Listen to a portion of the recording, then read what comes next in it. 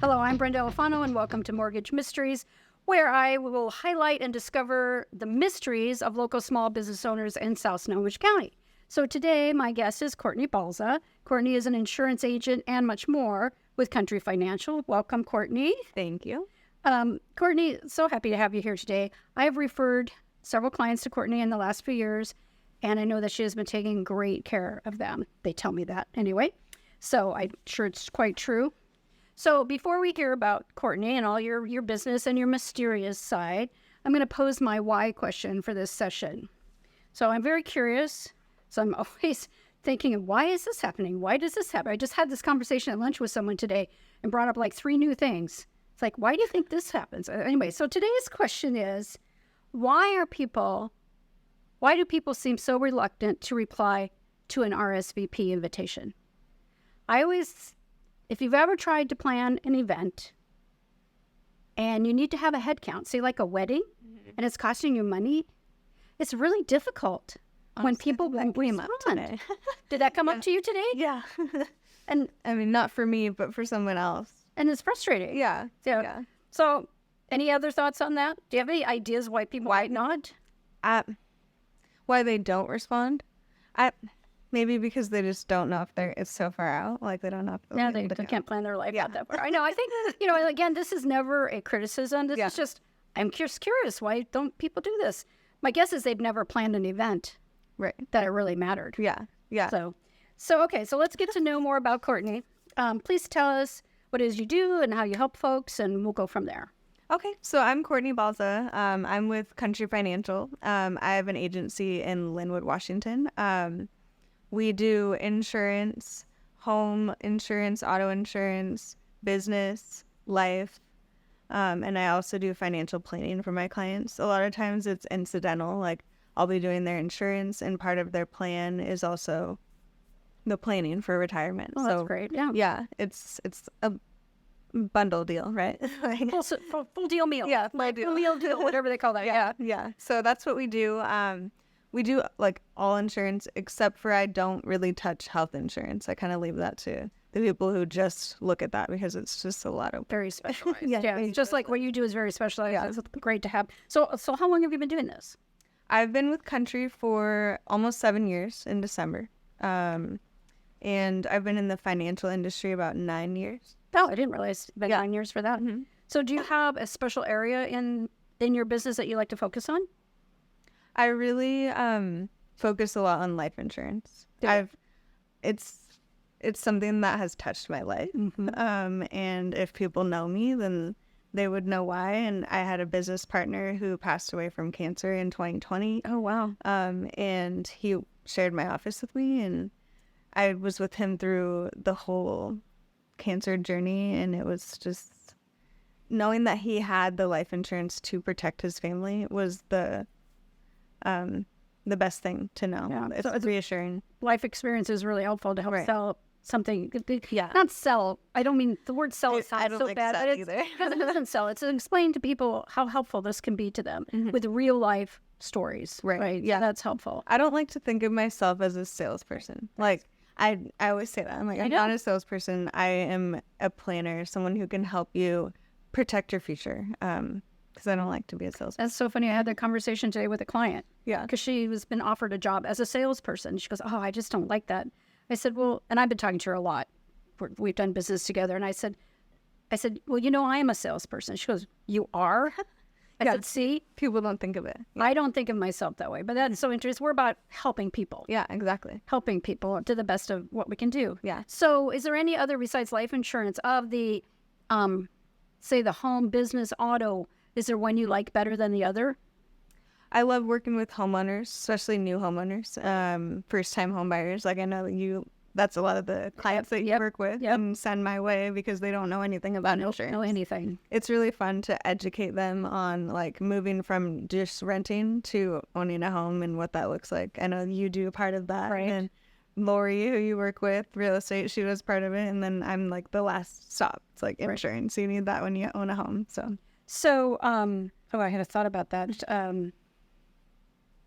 Do you do, this is my thought, do you contact your clients throughout the year? Stay in touch with them? Do you do a checkup every year on their insurance?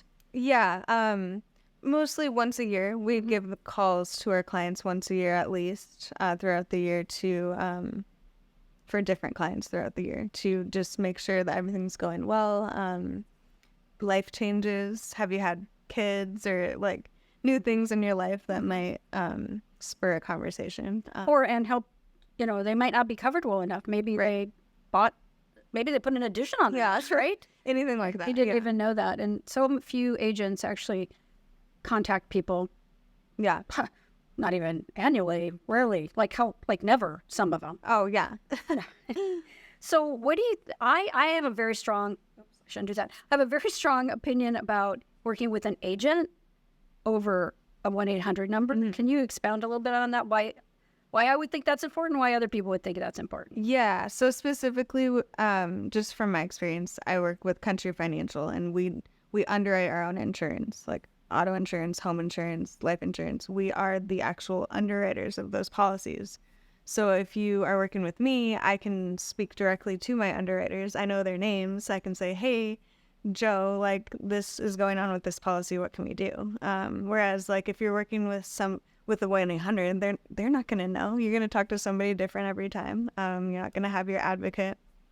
It's just That's how I feel about it too. Yeah. It's not always necessarily even cheaper. It's just not more beneficial actually to not have that direct contact. Like I could pick up the phone and call you and say, and I'll bet you probably answer calls sometimes on vacation. Yeah. And emails and stuff What's like vacation? that. Yeah, what is that? I know that feeling. I know that too. So are you seeing any changes in the industry that you'd want to mention here at all? Right now, rates are going up. Just all rates. And because inflation, claims history, just all the things. Inflation is a big one. We took a couple increases this year on home and auto. One each, obviously. Home insurance went up about 14%, auto about 8%. Those are the averages. I'm seeing some companies like 40%. I've heard. 50%, 100%. I mean, it's crazy. Yes. So we try to like make it not as crazy when we do it. Not as painful. Yes, not as painful. But if you're probably not getting an increase, you're just count yourself lucky because we all are. I had one client who was like, oh, I didn't see an increase. It was actually a decrease of like $5. I'm like, increase? I had a decrease this year. I don't know why. Because I've been having this conversation daily, like multiple times. I just got off the phone with someone before we came here about it. Yeah, it was about 10%. I got a decrease, I think, because the county had overassessed. Oh. And the assessment came down this year. So I think that's why I was just in that lucky. I mean, it's not like it went down a lot, let me tell you. It was, but it didn't go up. It probably negated the actual increase. Yes. Because there was probably an increase in this. Like it was. It did. Actually, it did. Yeah. Okay. So let's talk about your mysterious side. So what do you like to do, Courtney? Whether it's with, for fun, for hobby, philanthropy, what do you like to do when you're not working on your business?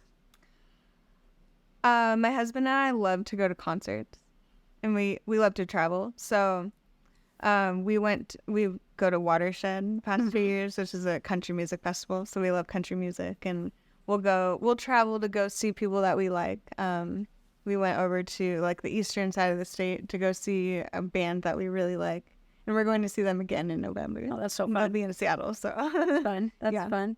That's one thing. And we like to travel. We go visit my brother in South Carolina and Arizona, where my grandparents are. So that's nice to have people that you can stay with. Yeah, right. In a warm climate. It's cheaper. Yeah, climate. Yeah. Warmer climate. Sometimes too warm, but not doesn't hurt us too much sometimes. Yeah. So do you think that your hobbies or the things you do, like the travel and the going to concerts, do you feel that brings anything to your business?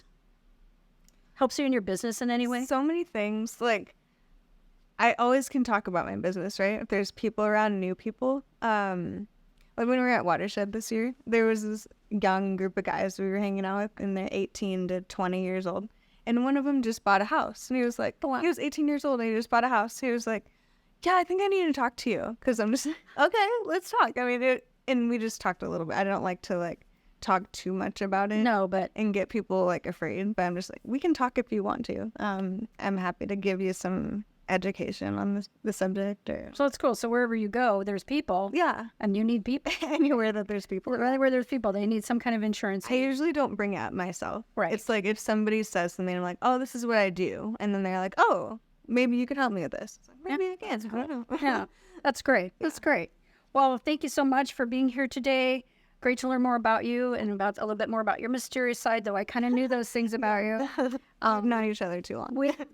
Not too long. Really not too long, but we are in a networking group together, so I get to see Courtney a lot, and I get to hear all the great things that she does for folks, so that's great. So thank you for tuning in today to learn more about a small local business, and please be sure to check out curiousbrenda.com and like and subscribe to my YouTube channel. Thank you. See you next time.